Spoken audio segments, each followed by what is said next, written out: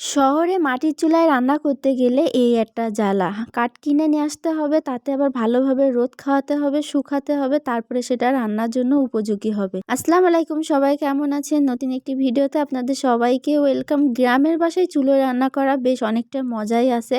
এর একটাই কারণ, গ্রামের বাসায় রান্না চুলোর পরে বসাই দিয়েও যদি কাঠটা না থাকে, এখান থেকে সেইখান থেকে একটু পাতা আর কাঠ কুড়ায় আনলেও ওই দিন ভালোভাবে রান্না করা হয়ে যায়। কিন্তু শহরে তা হয় না, যেরকমটা আমরা কাঠগুলো কেবলমাত্র কিনে আনা হয়েছে, তারপরে শুকনো কাঠ খুব একটা পাওয়াও যায় না, বেশিরভাগ ভিজেই থাকে। তো আজকে মাশাআল্লাহ অনেক বেশি সুন্দর রোদ উঠেছে। এরকম রোদে কাঠ শুকাতে কিন্তু অনেক ভালো হয়। চুলোয় যখনই রান্না করা হয় বেশ অনেকটা আনন্দের সাথে রান্না করা হয়, কিন্তু কাঠগুলো যদি শুকনো না থাকে সেক্ষেত্রে কিন্তু চুলোয় রান্না করে কোনো মজা নাই। আজকে আমার শাশুড়ি মা অনেকগুলো কাঠ কিনে এনেছে, আর এরকম চিকুন চিকুন কাঠগুলো দিয়ে রান্না করতে আমার কাছে খুব ভালো লাগে, মানে জাল ধরাতে বেশি ভালো হয়। দুপুরে রান্না বান্না সব শেষ করে গরম চুলোর উপরে কাঠগুলো সুন্দর করে সাজায় রাখছিল, কালকে যেন রান্না করতে কোনো সমস্যা না হয় এই জন্য। ভিডিওটি যদি আপনাদের কাছে ভালো লেগে থাকে অবশ্যই ফলো দিয়ে পাশে থাকবেন। আল্লাহ হাফেজ।